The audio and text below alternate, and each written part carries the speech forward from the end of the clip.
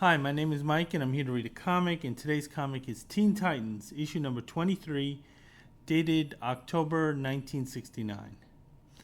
This was a fun issue. This was an enjoyable issue. At times, it did not make sense, but nevertheless, it was a fun read. It is a bit of a product of its time, but probably in the best ways. Take a look at the cover here. It looks to be a combination of the art team itself, Nick Cardy and Gil Kane. The two of them actually made a really terrific art team. Now, in terms of art teams, Gil Kane, Nick Cardy, great. Gil Kane, Neil Adams, great. Nick Cardy, Neil Adams, not so great, to be honest. I didn't think those two styles kind of meshed well together. But this art team, Gil Kane and Nick Cardy, they meshed very well. The cover here is centered around Wonder Girl's new costume here. She's declaring herself the new Wonder Girl, although there really isn't much of a difference between the old Wonder Girl. And there kind of wasn't nothing wrong with the old Wonder Girl to begin with. I mean, she had the derivative costume of Wonder Woman, but nevertheless, she kind of held her own with what she had. She had that nice little ponytail. Here she has kind of the longer hair, which is more in vogue with, I guess, younger readers at the time. It's similar to the change in That Girl, where Marlo Thomas went from wearing bangs to having the long hair. Wonder Girl's new outfit is a bit more modern, and it was definitely for the time. So yeah, it's probably just to generate new readers. And she's kind of having this, I'm coming out moment here. So I'm gonna go into the story, and the story is The Rock and Roll Rogue. So this is a musical-based story. Since this is a musical-based story, I'm going to take one moment to say, if you get an opportunity to see the new film, Song Sung Blue. Sweet Caroline! It's about the Neil Diamond tribute band in Milwaukee. It is amazing. It is terrific. Hugh Jackman, Kate Jackson, they just rock it. So anyway, we're going to take a look at the splash page. I had already mentioned the creative team, at least the artistic style of it. That's Gil Kane and Nick Cardy. This was written by Bob Hanley. This is middle-aged Bob Hanley trying to connect with the younger hippie generation at the time. It went as well as most people would expect Bob Hanley to do. There is a little racism, there is a little sexism. It's not awful, but nevertheless, this is clearly a Bob Hanley comic, and this is edited by Dick Giordano. Okay, so the setting here, it looks like a it looks like a kind of a one of these centers, performing centers, where they would have concerts, probably like the Fillmore East. And we see that there's a rocker who's on stage. He's Sammy Soul, and he's the big star right now. He's kind of like the Davy Jones of this moment here. And you see he's singing his heart out. Now we see the Teen Titans here. They are in the front row. They are listening to the concert. They're not really experiencing it because they're just leisurely sitting back here. They're not actually standing up or dancing or doing something like that. They might as well be on the public bus at this point. Kid Flash is not very impressed with this guy. He's What he's reacting to is a comment by Wonder Girl, and we only see a bit of her head here, and she's saying, "His eyes, so sad, like it's like his heart's been broke over and over. And then Kid Flash is like, big deal. He's sitting on the top of the world, fortune, fame, and 7 gold records. I wish I had his problems. And then we see the 2 Nepo babies, Robin and Speedy here. They're laughing at this. They enjoy that Kid Flash is taking down this guy for a peg. They're like, yeah, you tell that Nepo baby, his place. And Kid Flash is looking at these two saying, I'm not talking about you guys, I'm talking about him. And so it's sort of that kind of tension there. I'm going to turn the page. So anyway, as Sammy is performing, there are 3 middle-aged people waiting for him in the wings. And it turns out they're family members. They're not immediate family members because one of them is a cousin and the other is an in-law. And there's another individual who Sammy thinks might be a police officer, but I think it's a managing agent. So anyway, the 3 are just waiting for Sammy there. Like they're going to spank him or something. Sammy sees them. He starts to bug out. And then he leaves the stage. The members of the Teen Titans, they can't understand what's going on. The members of the crowd can't understand what's going on because after they see Sammy running off the stage, they see these 3 middle-aged buffoons running across the stage chasing Sammy. So they're kind of just baffled by what's going on here. Now, one of them, it looks like Kid Flash, he makes a reference to What Makes Sammy Run. What Makes Sammy Run was a popular novel by a writer, Bud Schulberg. He had written On the Waterfront. And What Makes Sammy Run was a novel based on Hollywood, and it was based on an opportunist who wasn't necessarily a bad guy, but he kind of got more of the riches than he really deserved. And this was sort of like, Bud Schulberg writing about Hollywood. So that was a popular reference at the time. For some reason, Robin keeps calling Flash Flasher. But nevertheless, the Teen Titans did decide to go into action here. What happens outside the theater is that Sammy's able to get into a speeding car. So he makes a getaway. The relatives here are hot on his heels, but they're too late to catch him. And then what's going on inside the theater is that the kids are rioting, and the kids are rioting because the concert was cut short, and they paid $2 admission to see this show, and they're tearing up the place. I'm going to turn the page. And then suddenly we see the Teen Titans, they go into action here. They have to stop the rioting kids from, destroying this property. Again, Robin is a part of the 1% by extension. Speedy is also a part of that 1%. They care very much about commerce and the riffraff destroying, property. So they're going to stop these kids here. And they're going to do it in 2 ways. They're going to split up into 2 teams. Robin and Wonder Girl are going to be one team, and Speedy and Kid Flash are going to be another. Now, what Robin and Wonder Girl are going to do, they're going to perform acrobatics for the crowd, kind of hoping to kind of distract them from actually destroying the theater here. We get a look at, not necessarily us, but the public gets the first look at Wonder Girl's new costume. She looks great in it. There was really nothing wrong with either outfit, to be honest. They're loving her here. They're digging those groovy new threads. She's a doll.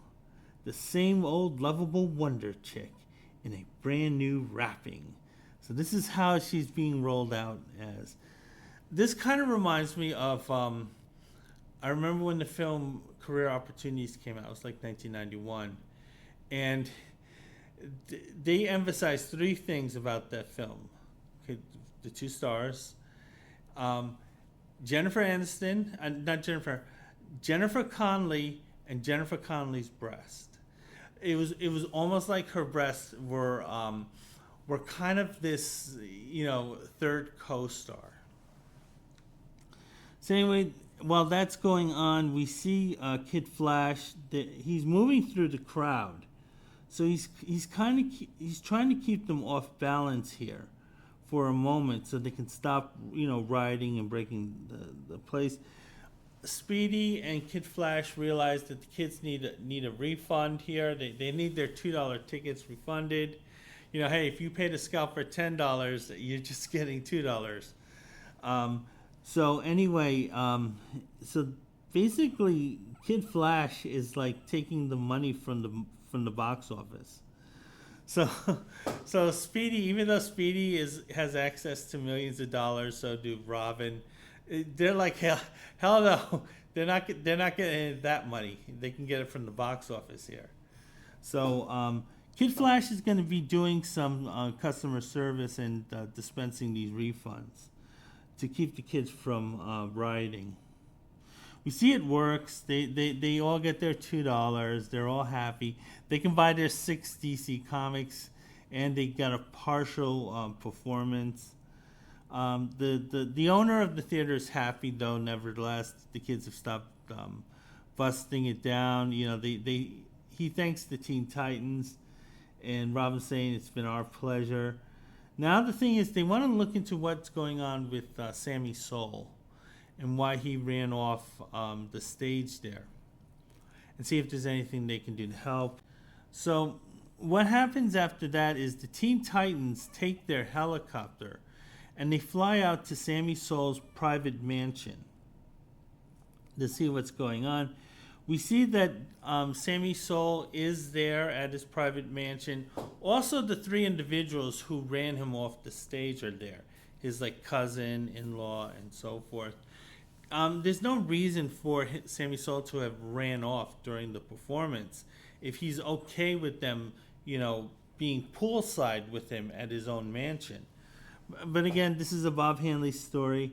It looks like the cousin and one of the managing agents, they're arguing with each other. So apparently, I think the thing is that Sammy is underage. So the thing is that he needs a guardian to legally represent him. This is a situation that happened, I believe, a few years later with David Cassidy, where when he signed the contract to star in the Partridge Family, he was underage at the time, and there was no one overseeing the contract for him, which meant that legally the contract was invalid. And the Partridge Family producers, they had to do 2 things with David Cassidy. They either had to let him go, which meant they had to recall all the merchandise that they had sold because it was sold illegally. That was pretty much everything, because he was the show. Or they could renegotiate with him, and they chose to renegotiate with him, and he ended up getting a higher percentage of what was going on at the time, which was considerable. Partridge Family was making a lot of money for a lot of people back then. So anyway, they're poolside. One of the clods, one of the 3 middle-aged clods, as they're fighting, steps on Sammy Soul's guitar. And the thing is, he's really bothered by this because, one, they're not showing much consideration for his personal space. They're not paying him any mind or his possessions. And also that this guitar belonged to his Uncle Matt. Uncle Matt was his favorite uncle. He felt that was the only uncle who loved him. Uncle Matt, would, hug him and hold him and would tuck him in at night, and in totally non-creepy ways. I'm going to turn the page. So anyway, the 3 middle-aged people, they're fighting with each other, but they're going to call it quits for this moment because they feel like, they've done enough damage to poor Sammy here. Sammy is very upset about the guitar. The manager's saying, "Listen, I'll see you guys in court." So these guys are leaving kind of on a sour note. The Teen Titans, meanwhile, landed their helicopter, and they're talking to Sammy poolside. Sammy's quite upset. I'm not sure the guys are helping here, because Kid Flash is saying, "Hey, Sammy's really broken up. He's crying." And then Robin's like, "Hi, Sammy. What's eating the kid who has everything?" And we see Wonder Girl here. She's looking and said, "Oh, the poor kid." So they're just rubbing it into poor Sammy here. Sammy, you feel miserable? Good. And Sammy looks up from his tears, which they notice, and he's saying, "Titans, yeah, I got everything all right. Everything but what I want. Everything but what I never had." And Wonder Girl uses this as an opportunity for a come-on line. She says, "Maybe I can supply a good-looking." And Robin's like, "Cool it, Wonder Girl. Go on, Sammy." So they're just kind of torturing this kid. Sammy's explaining that he was orphaned, and when he was 3, he grew up in a foster home, and that's where he wrote his first song. And since then he's been writing songs, and he's obviously became very successful. Suddenly these extended family members who didn't care about Sammy when he was in the orphanage system, they suddenly care about Sammy at this point. And obviously they want a piece of the action. Also, Sammy's manager turned out to be a little bit of underhanded creep. So it's the 3 of them are fighting against Sammy, but they're also fighting against each other in terms of who gets a bigger percentage of Sammy. Now, Sammy's talking about his Uncle Matt. And he's saying his Uncle Matt was the only person who really cared about him. But Uncle Matt apparently went to South America looking for gold. And he went to a specific place. I think it was called El Dorado. And he hasn't been heard of since. So it's one of these situations where, he might have gone down to South America looking for treasure, kind of like Ponce de Leon. And he hasn't been seen or heard since then. Robin says, "Easy, Sammy. We understand." Understand what, Nepo baby? Or semi-Nepo baby, because Robin did grow up. Part of his life, he grew up as a carny. Then he ended up, with some real con artists in the billionaire class. Gonna turn the page. So then we see the Teen Titans. They're agreeing to help Sammy, and Robin is saying, "Wish there was more we can do, Sammy. We'll come by tomorrow and see how you made out." Sammy's kind of, "Yeah, sure, why not? Hey, thanks for listening." Wonder Girl's thinking, "We just got to help Sammy." Speedy's thinking, "How, Wonder Doll? The law's the law. His cousin and manager do have a legal claim on him." So yeah, leave it to Speedy. The extension of the 1%, because we know Oliver North at one time was very wealthy, and he's gonna side with the business interest here. The Teen Titans, they fly off in their helicopter. Some unnamed member says, "He certainly looks lonely down there. The envy of millions of kids, and he'd gladly trade places with any of them. We'll check him tomorrow." So tomorrow comes, and what they see is that the broken guitar was thrown into the pool. So Sammy's not there, and he just sort of is now a rock and roll rogue, according to the manager. This is a strange panel in terms of what's going on, because we're seeing the guitar in the water. We're seeing Speedy wanting to use one of his bow and arrows to retrieve the guitar here. And again, it's just kind of a very strange shot to linger on. But nevertheless, it looks like Sammy has gone in search of Uncle Matt here. Going to turn the page. See our first ad here. Some fairly well-known properties. The first one is a model from Aurora for Chitty Chitty Bang Bang. I loved Chitty Chitty Bang Bang as a kid, but this is I would watch it like back in the 70s.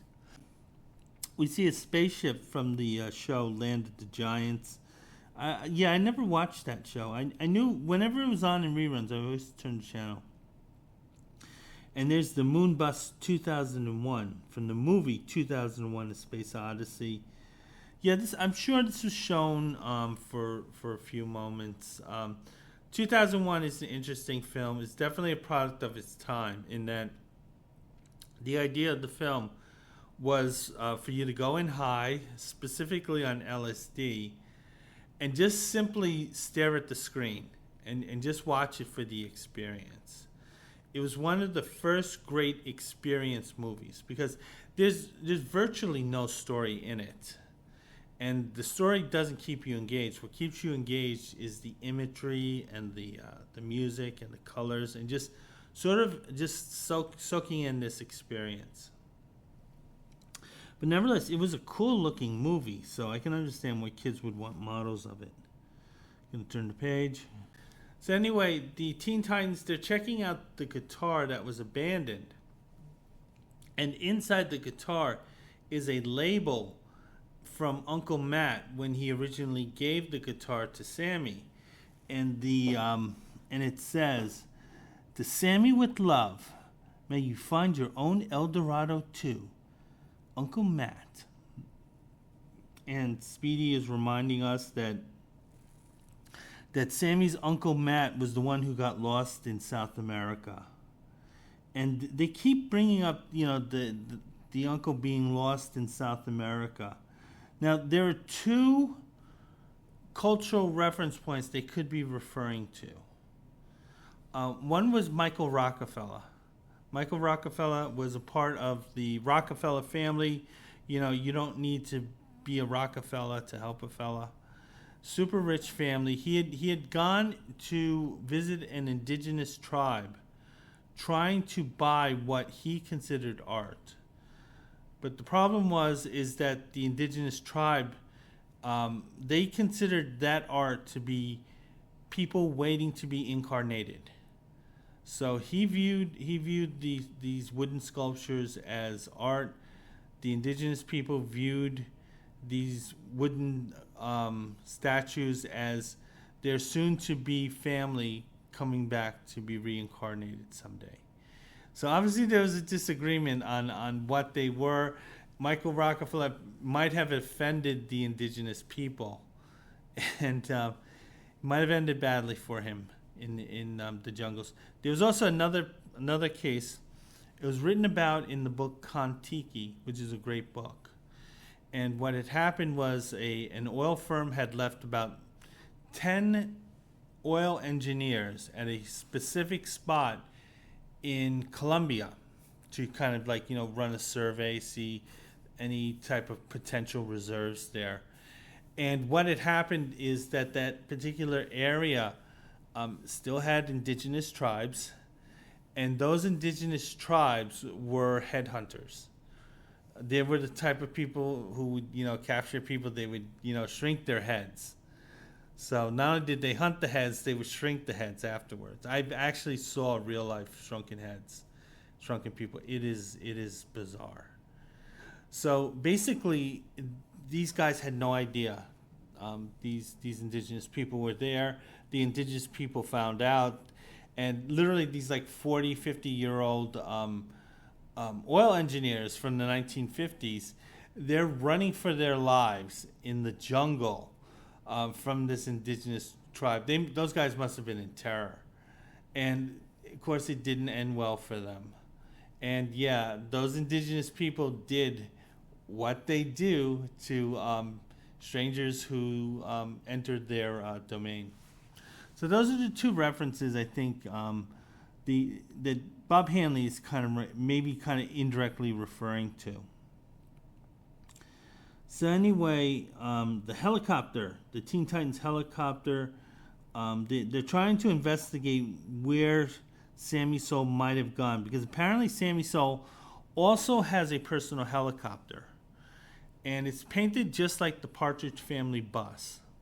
Now, I don't think the Partridge Family had aired at this point, so I'm not sure whether they were drawing on inspiration or whether Bob Hanley probably saw hippie images of kind of like these multicolored vehicles. But yeah, Sammy has a helicopter, and how they're distinguishing the two helicopters is that Sammy kind of has this patchwork design on his, like, you know, David Cassidy is in it or something.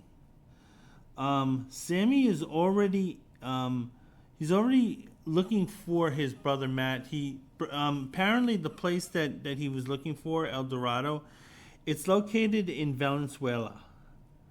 Yeah, it's in the news for not very good reasons.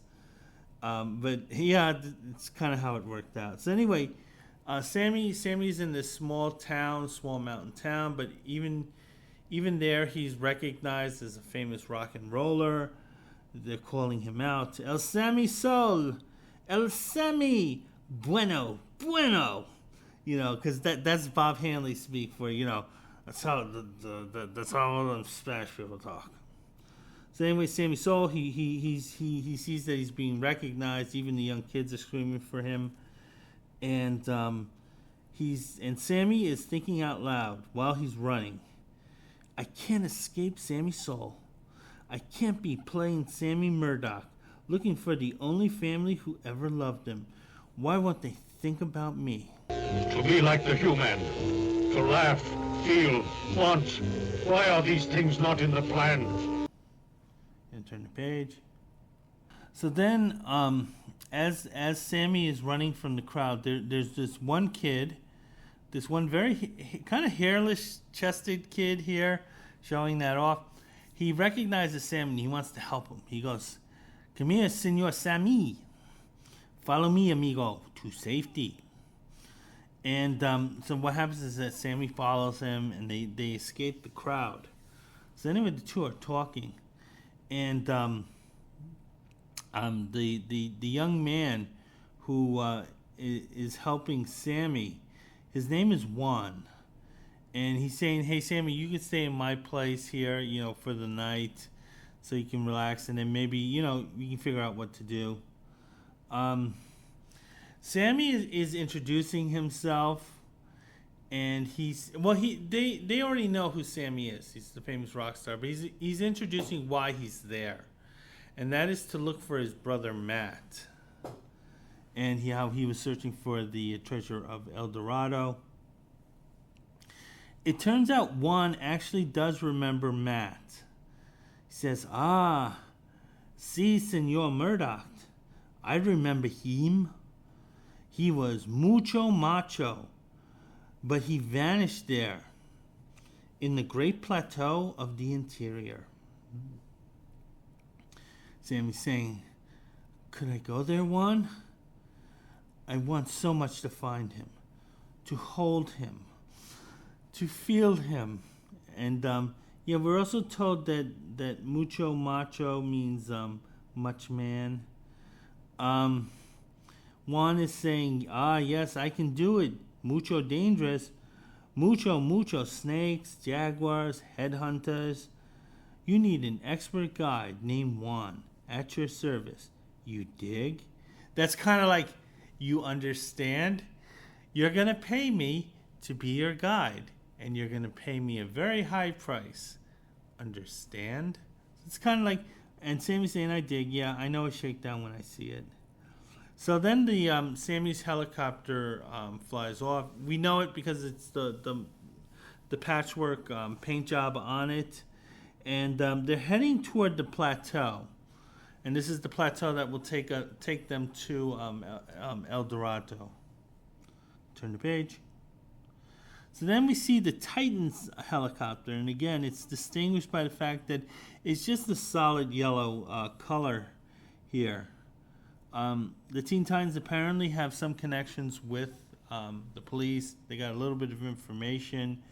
They realize that Sammy and his friend are, you know, traveling by the helicopter, and they have a few hours head start on them, and they figure he's also trying to look for his Uncle Matt. The Teen Titans, they're looking at the landscape from above. It looks very primitive. It looks like something out of 1 million BC. That was a popular movie at the time. So this is like a jungle that's been untouched. And the Titans are getting closer and closer. They're noticing at the top of the plateau, there's sort of this there's this natural phenomenon that they're not sure about. Some of them think it's rain. Some of them think it's a giant snake. Others think it's white paint, and someone else thinks it's smoke. But someone is informing the others that no, that's Angel Falls, the world's highest. 1 mile of falling H2O. Aqualad would have loved to have seen that. Saying, yeah, that's what Aqualad would have been riding. And then they notice something at the foot of the falls, and then they see Sammy's helicopter and the psychedelic paint job, the patchwork paint job. So that gives away the game. So they know they're very close. Gonna turn the page. So the Teen Titans get out, and they're looking for Sammy. They don't see any real sign of him. Then suddenly, out of nowhere, Speedy is almost hit with an arrow. And then Wonder Girl has to defend the rest of the team from a barrage of arrows. So at this point, obviously, the Teen Titans had been found by the indigenous tribe. This is probably very similar to the welcome that John Lone had gotten when he had gone to Sentinel Island. So we see Wonder Girl here. She's using her bracelets and her ability here to kind of deflect the arrows, because none of them are arrow proof. Wonder Girl might be the closest. Definitely Robin is going to feel these arrows. Also Kid Flash. However, Kid Flash does have a superpower, so he starts running, and he's drawing the attention of the arrows. I don't know whether the arrows are being physically drawn to him or whether the indigenous people are just starting to point the arrows at him. But nevertheless, he can outrun the arrows, and of course he can handle them with a great deal of ease. So they're not going to be harming anyone again. You can turn the page. So then we see Robin and Speedy. They go into action. Speedy's thinking out loud, that Green Arrow always thought I was a bit of a swinger. And Robin's saying, pay attention to where you're swinging, old buddy, or GL will be looking for a new companion. Yeah, he's going to have to find a new boy, a smarter boy, if you don't end up returning. So anyway, they swing to where they want to. Speedy goes into action. He uses his arrow, and he fires on one of the indigenous people here. So the thing is that as well as the indigenous people can use the bows, Speedy, the white kid, can use them better. So then the indigenous people, we see that they're taken out for the count here, because Speedy is just like, he's just blinding them with science at this point, with his weaponized arrows. The indigenous people have never seen anything like this. You can turn the page. So then we see the Teen Titans. They're regrouping here because they just won. They're not sure what happened to Sammy in one, and they're definitely not sure about Uncle Matt. So they're like, Robin's preparing the team for the worst, saying, these guys might not be coming back. So anyway, Speedy kind of says this racist thing when Robin says that we might not find those two guys. Kid Flash is saying, if they haven't already been changed into charm bracelets by those vine jockeys. That was a bad reading on my part, but basically what Kid Flash is saying is that those guys, they might have been already diced up and shrunken and used, and they might be hanging on somebody's necklace at this point. because again, they would shrink the bodies. But it turns out they might have something here, because they're noticing that there's pieces of property of Sammy kind of dropped, and it might be a trail. The Teen Titans are gonna follow the trail in hopes that it will take them to Sammy. It turns out that Sammy and Juan have been captured by the indigenous people there. They're getting a little bit nervous here. Sammy's trying to make light of the situation, saying, "I don't dig his lingo, Juan, but for sure, he's not working for the welcome wagon." And Juan says, "You may joke, amigo, but we are in mucho trouble." So anyway, Sammy and Juan, they're being led to this hut. And in the hut, it turns out there's Uncle Matt. So Uncle Matt has been kind of kidnapped, and he's being held by this indigenous tribe. This is not necessarily something that's unusual, people being held hostage. I know for a while, I think in the 90s and early 2000s, there was a tourist industry out of Yemen, where foreigners would find themselves kidnapped. But the thing is that the people of Yemen, they would give these hostages literally 5-star treatment. So the thing is, they were technically being held hostage, but on the other hand, they had all the food that they could want. They were given very nice accommodations in the villages, and they were sort of living it up. And there were people who were like, "Hey, I don't mind being kidnapped by these people." And there was a cottage industry where people would fly to Yemen looking to be kidnapped, thinking that they're going to be getting this terrific treatment. And we find in the story here is that Matt has lost his short-term memory here, and so Matt actually doesn't recognize Sammy here, and he doesn't know why he's here. He's just kind of like in a fog. That actually works its way into the story. So right now, Sammy has been reunited with Matt, but the problem is that Matt doesn't recognize him due to this bout of amnesia. And turn the page. So Sammy's upset because it doesn't seem like he doesn't have his uncle. His uncle is just this empty shell.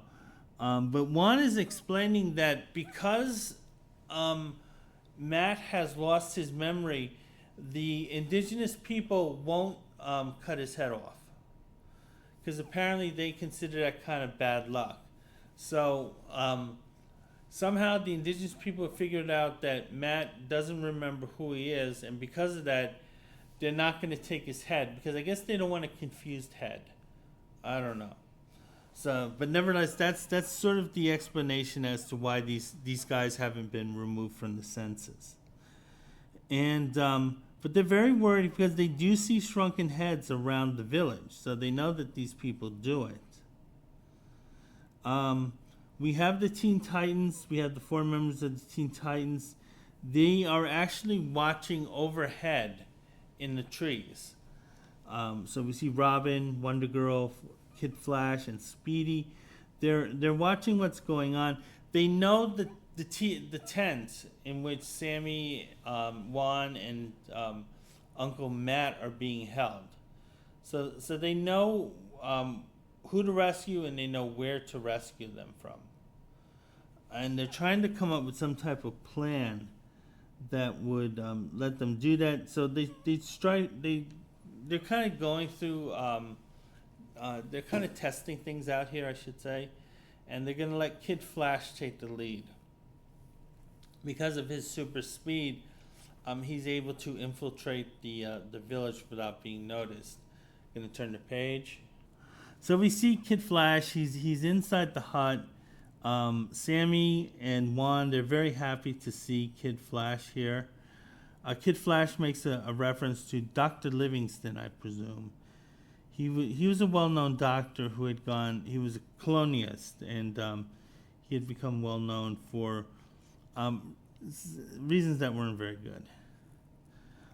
So anyway, what's going on is that the Teen Titans need another diversion because, okay, they got Kid Flash in there, but he needs to get these 2 guys out, 3 guys out.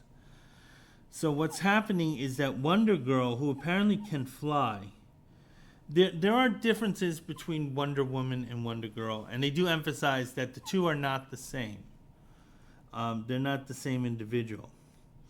So what's going on is Wonder Girl here has taken to wearing an outfit that's based on a large bird. And because she can fly, she's going to fly in kind of like this, wearing this bird-like headpiece. And they're hoping that the superstitious indigenous people would be, kind of too frightened or they would be too busy going after her and kind of leaving the others alone. So she's basically like a ploy. She's running a ploy here. The indigenous people take her as an evil spirit. So they're going to be involved in her, but they're going to be trying to kill her. Now, while this is going on, Kid Flash, he goes into action here. Again, very well-drawn panels here. Turn the page. And we see Robin. Robin's using a bamboo stick like a pole vault, and he's vaulting into the village because the village is gated.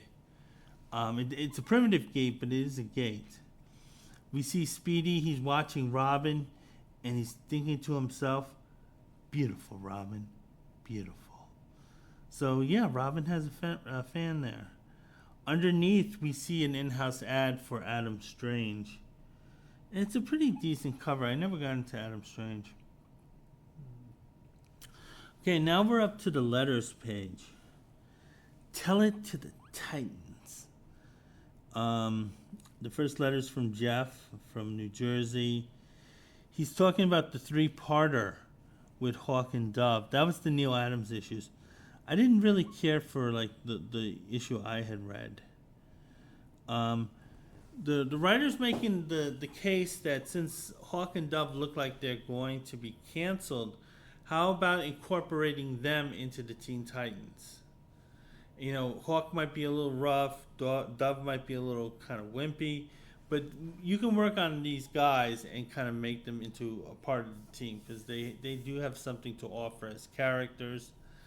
I don't think DC wanted to do that. They gave these characters a shot. It was a personal passion project for Steve Ditko and his weird Ayn Rand objectivism philosophy. It's just nonsense. But Steve Ditko believed it, and this is how he was working out because the Hawk and the Dove thing dealt with the Vietnam War. He's also talking about bringing Captain Action and Action Boy into it. Editorial is answering back, saying they're kind of not really addressing his comments. They're talking about when they're in their alter egos or civilian identities. He's saying that they should show more of the Teen Titans being in their civilian clothing and identities rather than being in costume. Okay, the second letter, it mentions Hawk and Dove, and it also mentions incorporating them into the comic book. Earl here thinks that Neil Adams is a great writer. Neil Adams as a writer is a great artist. He was not a great writer. And he's also saying that he likes Neo and he wants him to be the regular artist with Nick Cardy. Again, like I said, I wasn't really impressed with those issues. Then we have Susan Smith here. She doesn't understand the difference. She doesn't understand why the DC editors aren't telling the readers that Wonder Girl is an avatar of Wonder Woman, and that the two are kind of like together. And it's just so easy. Why aren't you guys doing it? Editorial saying, no, Wonder Woman and Wonder Girl are two different characters. Your dumbass is wrong. We enjoy making fun of you, and now we're gonna mock you. And then this is the last letter saying, hey, you guys are doing a great job. Take a look at an in-house ad. First one is for Lois Lane. I think issue number 95. This is just an all reprint issue. One of them is Lois Lane Hag. I always found that amusing. Lois Lane is the Black Widow. Ooh, looking really sexy in that outfit there. Then we have Lois as the slave girl. That must be a weird adventure. Madame Jackal and Mrs. Lane. And there's also Lois Lane's Super Brain. And there's also an Supergirl story. We see that the other comic is Sugar and Spice. That's the juvenile comic. I never bought those juvenile comics. Even when I was a juvenile, I didn't buy these comics. Okay, so we're up to part 3. And this is Rock and Roll Rogue. So what happens is that the team and the captors, Sammy, Juan, and Matt, they're working on escaping the indigenous people's compound here. And they do see the skulls here, so they understand that there are real stakes here. The Teen Titans are the ones in charge of creating the diversions, while the others kind of flee. So the Titans are kind of facing down the indigenous people here. They're obviously winning. Gonna turn the page. We see Kid Flash. He's using his powers first to incapacitate the indigenous people. Then what he's doing, he's kind of helping the others kind of enter into this kind of whirlwind that Kid Flash has created. So they could run, but they can run faster once they're caught in the wind that's generated by Kid Flash's speed. Then we see Speedy gets into action here. Not a terribly good drawing, because we don't see Speedy using his arrows. We just see him. We see the arrow coming flying out. Kid Flash is thanking Speedy, saying, "Hey, thank you, guy. I didn't know what to do." Turn the page. So then Robin and Sammy, they're together. And Sammy's saying to Robin, Uncle Matt, Juan, and I can't get over that tall timber. Okay, so they're talking about the fence. What's going on with the fence is that they're long baboon sticks that are well over the height of a normal person. So someone would have to pole vault over them. Robin was able to do it because he's a great athlete. But the thing is, the other members, the ones who are kind of grounded, they can't do it. So, Kid Flash can use his speed, but someone like Speedy is not going to be able to get over this obstacle. So then what happens, Wonder Girl comes by, she hears this, and she smashes into the wall of the village. And now the boys can make an escape here. And we see a little bit of sexism, because Kid Flash is saying, "Wonder Girl, I almost forgot about you, love." And Wonder Girl says, "You sure know how to hurt a guy, Twinkle Toes." Yeah, that was one of the things that kind of the female characters were kind of sidelined, because Wonder Girl was having her little adventure being chased and acting as a decoy. But, there's no mention of it because, Bob's like saying, we don't have to talk about them girls. So anyway, the team's trying to get out of the jungle. But the thing is, Robin is reminding them, hey, we're a long way from freedom here. And we might need you to kind of, hold these people back. The indigenous people, they're still chasing after Robin. They want blood. They want heads. Speedy's not going to give him that, so he's using his arrows to make time for the others to run.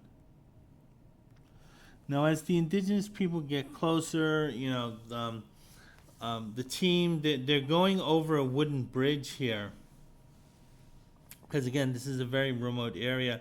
Speedy's the last one. He's the guy who's firing his arrows at the indigenous people. As the others are racing toward the helicopters, Speedy here, again, is just going into his bag of tricks. He's able to destroy the wooden bridge with at least 2 members of the tribe on it. So Speedy here is murking a number of people here. Then we see Uncle Matt. Uncle Matt suddenly has his memory back. He knows what El Dorado is. He knows everything that's going on at this moment. And Uncle Matt, Sammy and the other members of the Titans, they need to stop him because they fear he'll do something foolish. Robin's saying, listen, you don't want those head shrinkers to recapture you.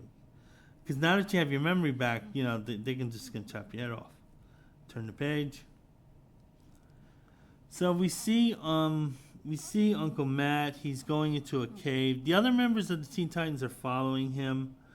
Uncle Matt knows the path. The Teen Titans don't, because of that, the Teen Titans are being a little careful here. However, Matt finally finds El Dorado, and it's basically this river. But the thing is, there's a huge cliff that they're looking down from. So the only way to get into the El Dorado River is by diving from this cliff here. And the distance seems to be a bit formidable here. Matt's talking. He's saying that, he was here before he had lost his memory. He's thinking that the headhunters grabbed him, and he was so shocked by it that he had developed amnesia up until this point. Sammy's happy that his uncle is going to be back in his life. So the uncle wants to go for the treasure in El Dorado, but Sammy doesn't. Sammy's saying, listen, dude, I have my own money. My bank account looks like Fort Knox. So you don't need El Dorado. You need money, you come to me. Matt knows this. He's saying, yeah, thank you. I know you're going to be my security blanket, but that said, I just want to check for a moment. Just give me a couple of minutes, 5-10 minutes, and you can kind of leave afterwards. So Matt still has those dreams of that money in his head. Sammy is again pressing the case. You don't need that money. I have money. And then we see one of the members of the Teen Titans, I think it's Wonder Girl, who says, just a second, Mr. Murdoch. I'm a pretty fair swimmer. No sense in your jeopardizing your life again. I'll check that boggy's bottom. Gonna turn the page. So Wonder Girl is going to dive into the river here and see what she can find. She can't find any treasure, although she's finding plenty of skeletons, though. Wonder Woman's musing to herself that, these are probably the lost souls who were searching for the treasure and never found it. Uncle Matt kind of realizes that, there's no more money, there's going to be no more payout. And that may be it for me. Robin is saying that if we don't bug out before those cranium collectors get here, this whole discussion will be wasted. Let's go, team. So Robin's worried about the headhunters here at this point. So they all leave, but what happens is that Juan, who's kind of trailing and is behind the others, he slips and falls. And he falls into the jungle. Now, it's not until they reach the helicopters that they notice that Juan is gone. And we'll take a look. Wonder Girl's the first to notice. The helicopters, thank heaven. But where's Juan? Kid Flash is saying, the headhunters, they must have gotten him. But Sammy's like, no, I'm not leaving without my friend. He's my friend. We see Robin. He's saying, we'll never locate him in this jungle. Endanger everyone if we tried. Sammy, is your rock and roll equipment in this chopper? Sammy says, sure, Robin. Amps, mics, all that kind of gear. Why? Gonna turn the page. So it turns out that Sammy took his rock and roll equipment with him, which meant that, he has his musical equipment, he has his speakers, and it's really those speakers are going to come into play here. What's happening here is that Robin is asking, Sammy, you speak their, oh no, he's actually speaking to Uncle Matt, saying, you speak their language, Mr. Murdoch. Now here's what I want you to do. So Uncle Matt knows the language that these indigenous people are speaking, and they're going to use. Robin wants to use this as a way of communicating to them, and the guy's going to do it in kind of like rock form. And it's important to note that Robin asks, hey, is all your promotional material there? So what happens is that they set the musical equipment up. Uncle Matt, who's a decent musician, guitar man, he starts singing a song. He's speaking to the indigenous people. Apparently, there's some type of method or machine in which it will translate Matt's English words into the words of the indigenous people, or it might be Matt himself doing it, saying, I, Pincho, the thunder god, speak. Release the prisoner, and I shall reward you with a gift from the sky. And he's saying he's going to reward them with stuff. And the rewards are these small little Mego dolls that are made in Sammy's images. So all these plastic dolls with Sammy's images are being thrown to the indigenous people, because they're so simple-minded. A simple toy is all that's needed to distract them. Okay, so they're taking the dolls of these images of Sammy. So apparently these dolls are for promotional purposes. So these little Mego dolls with Sammy, they're really creepy looking. I guess Sammy hands these out to the little kids, saying, hey, here's a creepy doll from a creepy guy. The thing is, the indigenous people, they're confused by this, but they respect this gift. They're saying Wonder Girl, who's giving out these dolls, saying, listen, she's this hot, beautiful goddess. We got to listen to her. We got to be on her good side. So we're going to accept these dolls as a peace offering. And what's happening is the indigenous people, when they grab a hold of one of these dolls, they immediately try to twist the head off of it. It's the same way I treated my Mego dolls.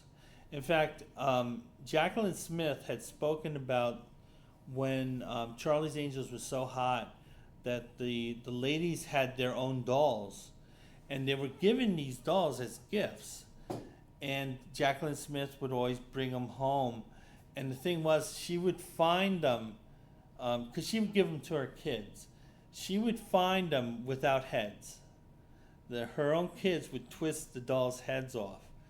And Jacqueline said it was really weird that she would either find these headless bodies of her, or these decapitated heads of her, from these dolls, which her own kids were doing.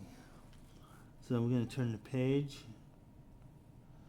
So the situation with the indigenous people has been solved, and all of them can escape at this point. Both helicopters are in working order. So Sammy and Juan, they go into one helicopter. The Teen Titans go into another one. And Uncle Matt. So the thing is, the treasure of El Dorado wasn't found, But Sammy Soul found his treasure, his Uncle Matt. And they're all going to go home. I don't know what they're going to do with Juan. Juan, who won't have a visa here, who might be arrested by ICE. I don't know. Juan's fate is undetermined. We don't even know. He'll probably get some money from Sammy. Meanwhile, the Teen Titans, they're in their helicopter. They're all happy. Robin's saying, "Whew, talk about a close one. Well, I guess Sammy won't be your rock and roll rogue anymore." And Wonder Girl says, "I just imagine." Oh no! Then Speedy says, "Hey, what are you giggling about, Wonder Girl?" And Wonder Girl answers, "I was just imagining what you'd look like with your head shrunken, handsome." You know, like if you got your head cut off, and then these indigenous people, they defiled it by having it shrunken, and then being on a bracelet. I would wonder what that would look like. I bet that would look like real cute, So yeah, so that's how it ends here. And we're told, all swell that ends swell, because that's what hippies were saying, swell or something. Anyway, the Titans do their thing in ski country, next issue. Cool, baby, cool. And then we see an ad for Matchbox cars. See an in-house ad. One is for Fire Hair. This is part of DC Showcase. This is one of their Western titles. This is really bad situation for this kid here. The other one is Adventure Comics. It looks very, very much something that's like would have been printed 10 years earlier. Apparently, there's an electronic dating service here, and Superman was like kind of like trying to create Tinder before the internet. Let's see, and that's it. And that is my review of Teen Titans number 23, and I hope to have more reviews up soon. Bye.